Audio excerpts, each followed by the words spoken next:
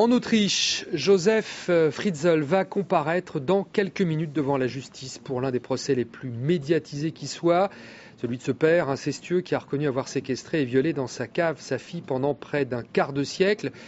Philomé Robert est notre envoyé spécial dans cette ville autrichienne de Sankt Pölten où la sécurité a été particulièrement renforcée. Philomé. La sécurité a été particulièrement renforcée autour du palais de justice de Sankt Pölten où Josef Fritzl comparaît d'un instant à l'autre devant le tribunal régional pour notamment avoir séquestré et violé sa fille, comme vous l'avez si bien rappelé, pendant 24 ans. Il devra plaider coupable pour la privation de liberté, l'esclavage et en ce qui concerne le meurtre du nouveau-né, le petit Michael, en fait, qui est né en 1996, qui n'a pas survécu suite à des problèmes respiratoires. Il devrait plaider non coupable.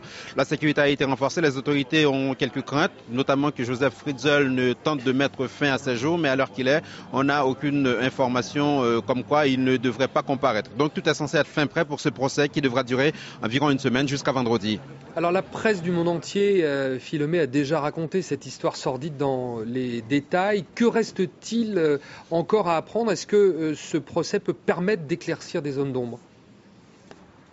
Écoutez, la question centrale qui se pose aujourd'hui ici à Sankt Pölten et dans l'ensemble de l'Autriche, c'est comment se fait-il que personne n'a rien vu? À commencer par exemple par la femme de Josef Fritzl, Rosemary, qui habitait à l'étage au-dessus, alors que sa fille Elisabeth était séquestrée en dessous.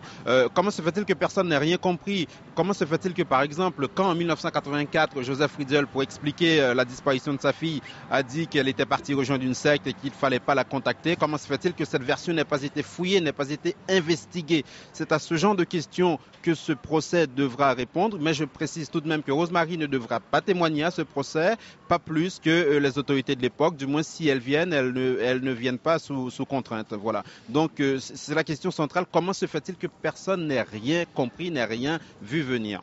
Merci Philomé Robert, envoyé spécial de France 24 en Autriche.